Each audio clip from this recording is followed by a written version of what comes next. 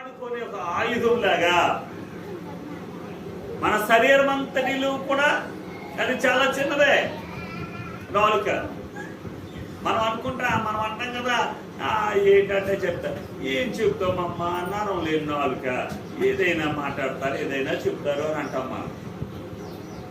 ఈ నాలుక గురించి అధ్యయనం చేస్తే పాప ప్రపంచంలో ఇది చాలా భయంకరమైనది, పాపానికి నరకానికి నడిపించేది ఒక నాలుకే అని భక్తుడు అధ్యయనం చేసినట్లుగా చూస్తాం మనం. దీని స్తోత్రం కలగనుగా. హల్లెలూయా. మాలిన్యాన్ని కలుగు చేస్తుందట నాలుక. మనం ఏమనుకుంటాం, రుచులు చూడడానికి అనుకుంటాం మనం. వంట దగ్గర ఉండి ఉప్పు ఎక్కువైందా, కారం ఎక్కువైందా, ఆయిల్ తక్కువ ఉందా, ఏది తక్కువ ఉందో, మసాలా తక్కువ ఉందా అని చూసుకోవడానికి నాలుగు అనుకుంటాం మనం. అంత రుచిగా ఉంది, పర్వాలేదు అని అనుకుంటాం మనం. కానీ ప్రియమైన నేను నాలుక గురించి అధ్యయనం చేస్తే ఈ నాలుక చేసే పని ఆశీర్వాదానికి ఉంది, ఇది నరకానికి నడిపించే పరిస్థితి కూడా ఈ నాలుకకు ఉంది అని భక్తుడు అధ్యయనం చేస్తున్నాడు. దేవుని నామమునకు మహిమ కలుగునుగా. హల్లెలూయా. ఇంకా 8వ వాక్యం చదివితే, ఏ విషముతో నిండిన ఏ నరుడును నాలుకను సాధ్యపరచనేరడు, అది మరణకరమైన విషముతో నిండినదబ్బా. ఎంత ఏ విషయం అండి ఇది? మరణకరమైనటువంటి విషముతో కూడినటువంటిది నాలుక. మనం ఏదో అనుకుంటాం నాలుకే కదా అని. చాలా చాలా భయంకరమైన నరకానికి నడిపించేటువంటిది నాలుక. అంటే నాలుక యొక్క ఫలితాలు అలాగ నరకానికి నడిపిస్తూ ఉంటే నాలుక యొక్క ఫలితాలు ఆశీర్వాదాన్ని కూడా ఇస్తాయి. నేను స్తోత్రం కలుగుతాక. శుభవచనాలు బాగా వెళ్తున్నారమ్మా, క్షేమంగా వెళ్ళండి.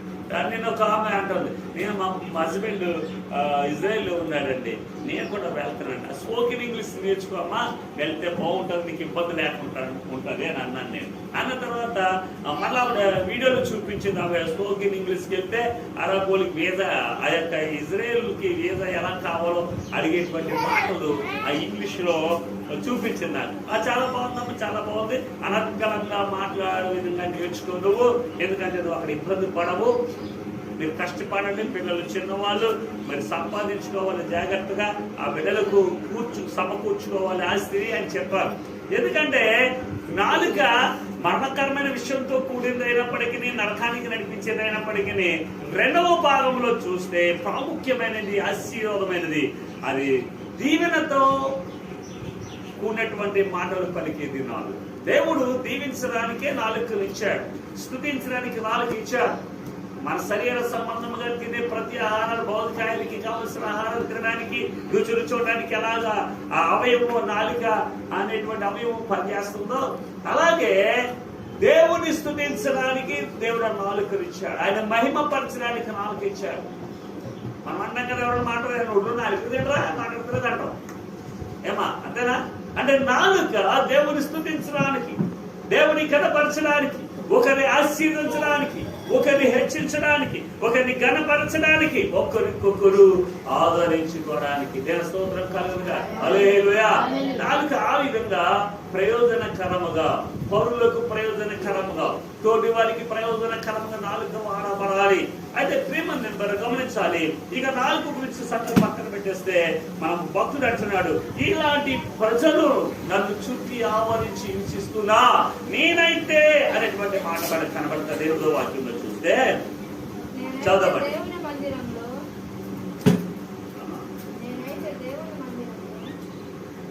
నేనైతే దేవుని మందిరములో పచ్చని ఒలీవ చెట్టు వలెనున్నాను అని అంటాడు.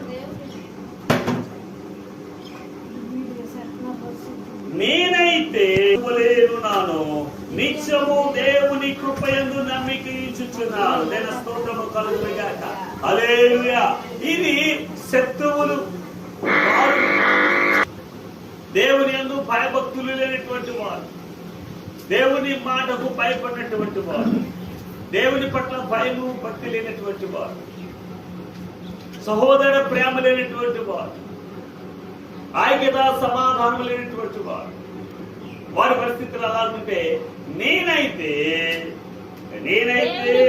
దేవుని మందిరములో పచ్చని ఒలీవ చెట్టు వలె ఉన్నాను. పచ్చని ఒలీవ చెట్టు వలె ఉన్నాను అనంటే ఎలా ఉంటది? భూమి మీద ఒక చెట్టు బ్రతకాలంటే, ఫలించాలంటే, వృద్ధి చెందాలనంటే ఏం చేయాలి? ఆ చెట్టుకు నీరు కావాలి, చెట్టు చుట్టూ బాగు చేయాలి, ఆ చెట్టు చుట్టూ ఉన్నటువంటి మొలల చుట్టూ, ఆ కాండము చుట్టూ ఉన్నటువంటి ఆ చెత్త చెదారము, రాళ్ళు రప్పలు ఇంకా ఏమైనా ఉంటే అవన్నీ తీసి పడేయాలి. ఆ కొత్త ఏరు పుట్టడానికే ప్రయాసపడాలి.